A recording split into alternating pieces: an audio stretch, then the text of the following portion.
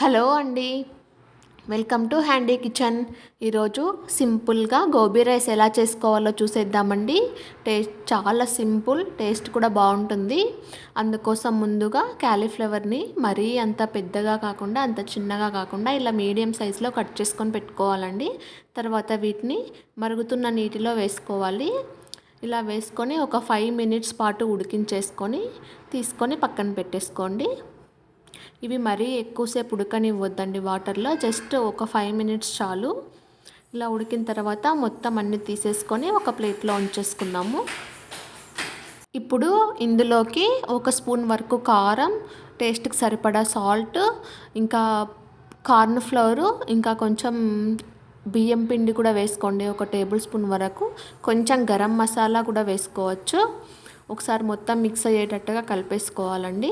Water ఏం వేయకుండా కలుపుకోవాలండి. ఇప్పుడు స్టవ్ మీద ఒక ప్యాన్ పెట్టుకొని డీప్ ఫ్రైకి సరిపడా ఆయిల్ వేసుకొని, ఆయిల్ లైట్గా హీట్ అయిన తర్వాత ఈ క్యాలీఫ్లవర్ ముక్కలన్నిటిని అందులో వేసుకోవాలండి.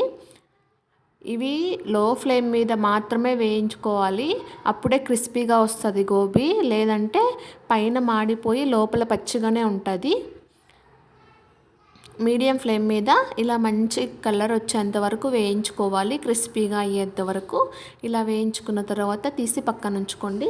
ఇప్పుడు అదే ప్యాన్లో పోపుకు సరిపడా ఆయిల్ వేసుకొని ఒక 3 నుంచి 4 వరకు వెల్లుల్లి, ఇంకా కొన్ని క్యాబేజీని ఇలా ముక్కలుగా కట్ చేసుకొని వేసుకోవాలండి. తర్వాత కొన్ని ఆనియన్స్ కూడా వేసుకోవాలి. ఇంకా ఒక 3 పచ్చిమిరపకాయల్ని ఇలా అడ్డంగా కట్ చేసుకొని వేసుకోవాలండి. కావాలంటే ఇందులోకి ఇంకా క్యారెట్, క్యాప్సికమ్ కూడా యాడ్ చేసుకోవచ్చు. తర్వాత కొంచెం కరివేపాకు కూడా వేసుకొని వేయించుకోవాలి.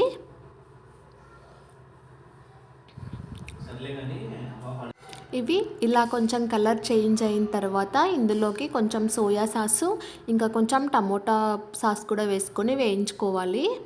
తర్వాత ఇందులోకి మనం వేయించి పక్కన పెట్టుకున్న క్యాలీఫ్లవర్ ముక్కల్ని కూడా వేసుకొని వేయించేసుకోవాలి.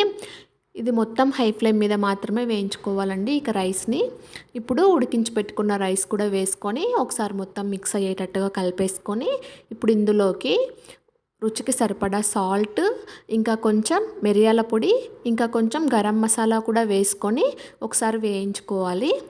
అంతే అండి, ఎంతో సింపుల్గా చేసుకునే గోబీ రైస్ రెడీ.